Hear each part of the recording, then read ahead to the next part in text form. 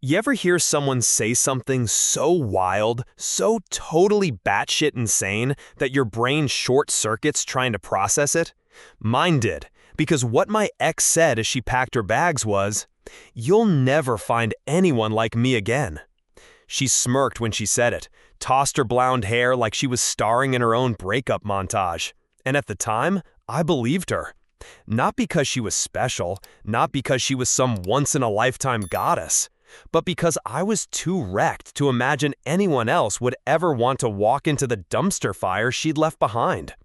I met Chloe on one of those serious relationship apps, the kind that costs money, so people pretend they're not just there to hook up. She was gorgeous, funny, confident, in a way that felt magnetic instead of fake.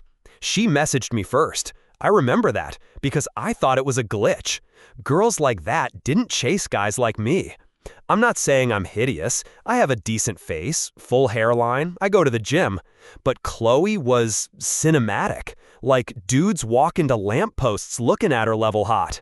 We hit it off instantly. Same sense of humor, same weird obsessions with documentaries about cults. We texted until my thumbs ached. She liked that I was grounded. I liked that she made me feel like the main character in my own life for once. It didn't take long before we were together. Official. Joint playlists, weekend trips, good morning texts every day for 16 months. And then, one night, right after sex, while lying in bed, sweaty and tangled in each other, she made a comment. We were talking about celebrity hall passes. You know, the dumb hypothetical where you each pick someone famous you could sleep with, no questions asked. Chloe said hers was Justin Timberlake, but added, "Honestly, I don't think many celebrities would say no to me." She wasn't laughing. She meant it. I remember blinking at her in the dark, wondering if that was supposed to be a joke. It wasn't. That comment haunted me. Not because of JT, he's a handsome dude, sure, but because it wasn't about him. It was about how she saw herself, how she saw me. A placeholder, a warm-up act, the safety boyfriend before the main event. Things got weird after that. She started coming home later from work, stopped giving details. Ran into a friend, she'd say, or lost track of time. She used to tell me everything.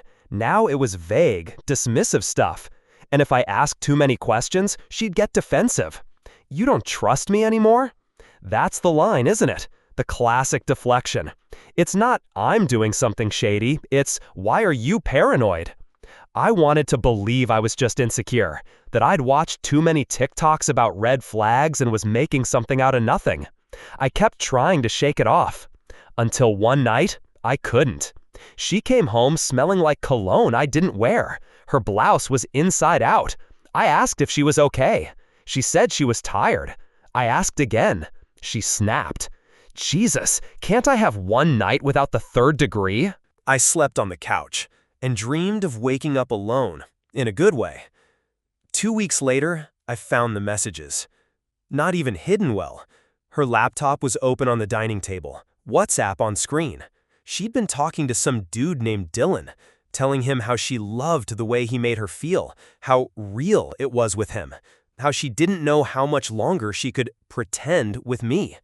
I stared at those texts until the words blurred, took screenshots, forwarded them to myself. Then I closed the laptop, walked upstairs, and sat on the edge of the bed. "How long?" I asked. She was brushing her teeth, looked at me in the mirror. "How long what?" "Don't insult me." She spat into the sink and wiped her mouth like we were discussing laundry. "It wasn't serious. It was a mistake. You told him you loved him. People say dumb things during sex." She said that, swear to God, like love was just another moan to fake. She didn't cry, didn't apologize. She just stared at me, bored and beautiful, like this was an inconvenience she'd deal with after brunch. I told her to pack. She said she'd leave in the morning. That night, she slept beside me like nothing happened. The next morning, I woke up and she was gone. No note, no text, just silence. And then, nothing. For 3 months. Until I posted a picture of my new girlfriend. That's when the messages started. "You replaced me that fast? Guess I didn't mean as much as I thought. You'll never find someone like me again." And she was right. I didn't find someone like her. I found someone better. Someone who didn't treat love like a popularity contest. Someone who wasn't collecting validation like Pokemon cards. Someone who wasn't cruel. But that's not even the twist. You think that was the end? That I moved on and lived happily ever after? Nope. Because 3 weeks ago, I found out who Dylan really was, and what he wanted. If Chloe had just cheated on me with some rando from work, maybe this would have ended there. But no, that would have been too easy. The universe said, let's really fuck this guy up. It started with a weird notification, a LinkedIn request from Dylan Myers. The name hit me like a jab to the temple. At first I thought, no way, it can't be the same guy. But the profile picture confirmed it. Same slick haircut, same smug little grin I remembered from Chloe's messages. I didn't accept the request, obviously. I just stared at his profile, and that's when I noticed something strange. He wasn't from her city. He wasn't from our city. He lived in my hometown, like the actual suburb I grew up in. And he worked at a company that used to have internships at my high school. The overlap was way too weird to ignore. I checked the dates. He'd started working there 6 months before Chloe and I broke up. I checked Chloe's old posts, I scrolled through our photos, our captions, I zoomed in on the backgrounds. And then I saw it. In one of her Instagram stories from a work event, months before the cheating, there was Dylan, in the background, not even hiding, laughing, with a drink in his hand, wearing a name badge. This wasn't some accidental fling. This wasn't some bar hookup that turned into an emotional mess. This had been going on, maybe even planned. I messaged a mutual friend of ours, casual at first. Hey, random question. How did Chloe and Dylan meet? The reply came 5 minutes later. Pretty sure they went to high school together. Small world, huh? I felt sick, because I didn't go to high school with Chloe, but I sure as hell went with Dylan. That's when I remembered him. He wasn't called Dylan back then. He went by his middle name, Mark Myers. He sat behind me in history, used to copy my homework, used to glare at me whenever I got picked to read aloud in class. He was just there, like background static, forgettable. But apparently I wasn't. Apparently he remembered me real well. That night, I created a burner Facebook account and messaged him. Why her? He replied in 2 minutes. You finally figured it out. What followed was a series of messages that still makes my blood run cold. It wasn't about her. She was just the opening. You always had everything. The grades, the friends, the confidence. No one remembered me. Not even you. So I took something from you. Something you cared about. He didn't even pretend to love her. He used her as revenge against me for being slightly more popular in high school. I read his messages over and over, waiting for the punchline, for some kind of just kidding lull. But it never came. Just the final line. Now you'll remember me forever. The kind of line a villain says before the screen goes black. I didn't respond. What do you even say to that? I sat in the dark, staring at the glow of my laptop screen, and I swear I heard my heartbeat in my ears. Chloe wasn't just unfaithful, she was a weapon, and she had no idea. Or maybe she did. The next day, I got a DM from Chloe. Have you been stalking my boyfriend? Boyfriend? Like they were still together? Like the whole thing wasn't the plot of a bad revenge thriller. I didn't answer. Instead, I took a screenshot of Dylan's messages, sent it to her. No caption, just the proof. She left me on read. 20 minutes later, her account was deactivated. 2 hours later, Dylan's was too.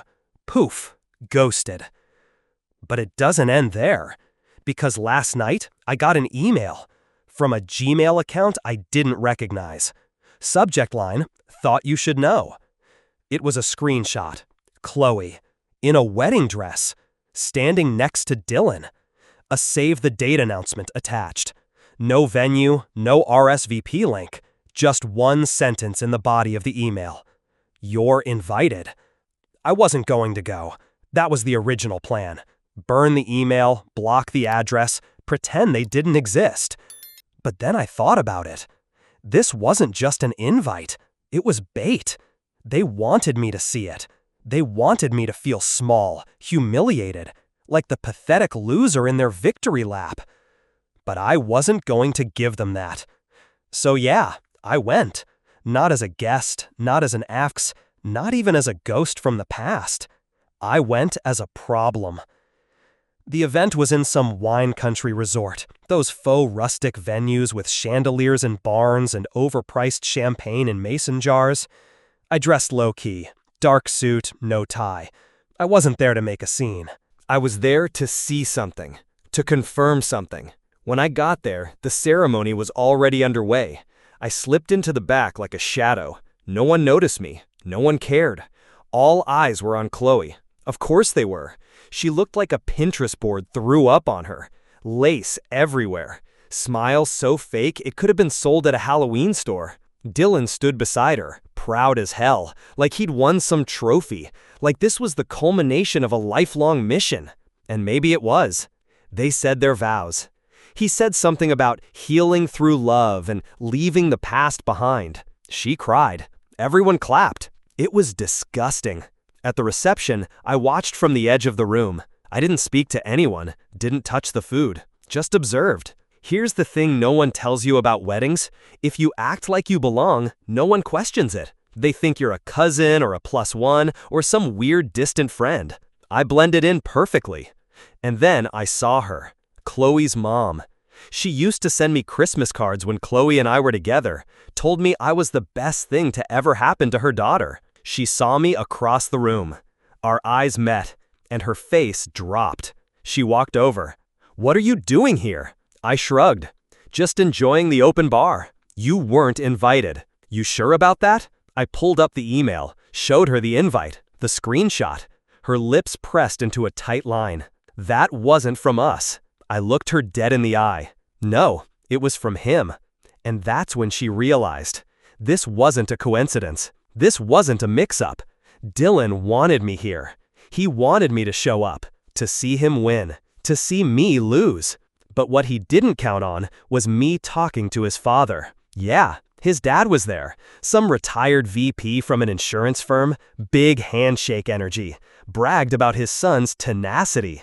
I introduced myself as an old classmate. He loved that. Dylan was always a late bloomer, he said. Never the star, but determined.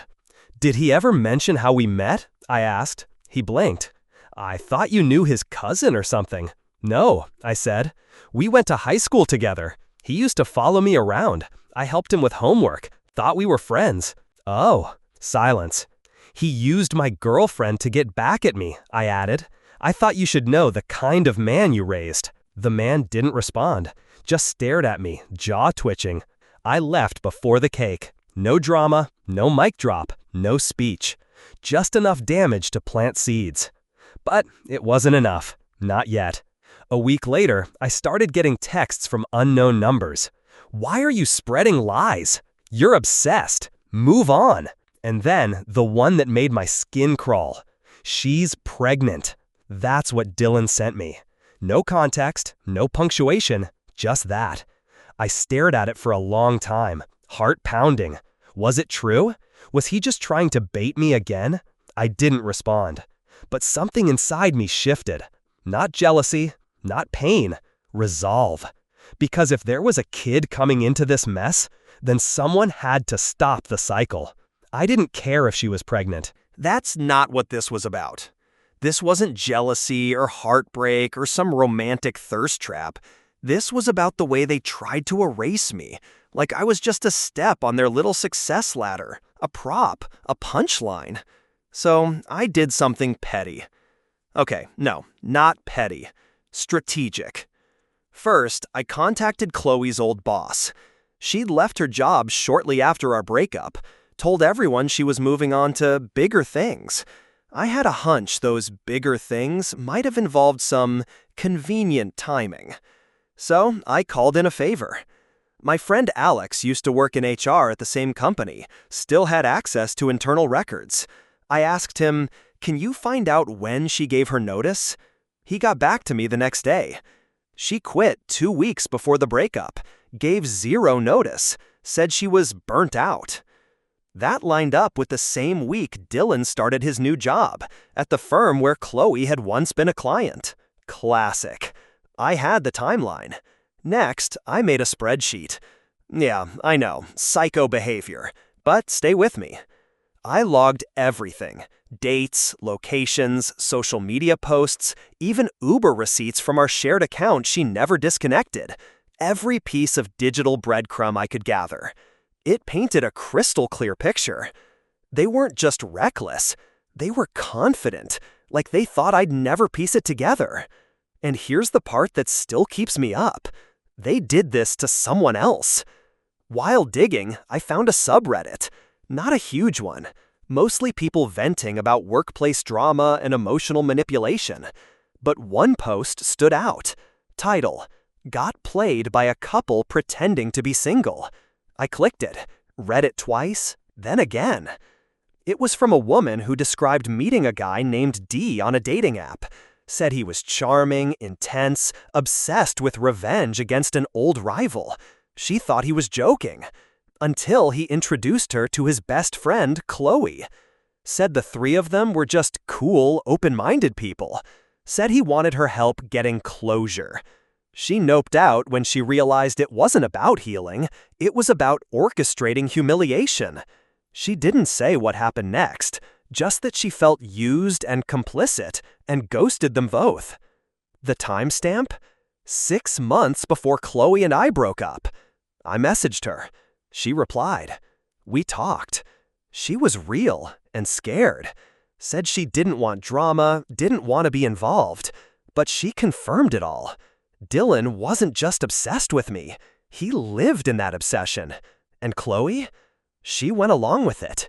At first for fun, then for validation. Then because it was the only way Dylan showed her love. The perfect duo, united by mutual rot. You ever realize you were just a character in someone else's revenge fantasy? It does something to your head. But I wasn't done yet. I contacted a lawyer, asked him what counts as emotional fraud. He said there's no clean legal path unless there's financial damage, defamation, or proof of malicious intent. Guess what? I had all three. I gave him the folder.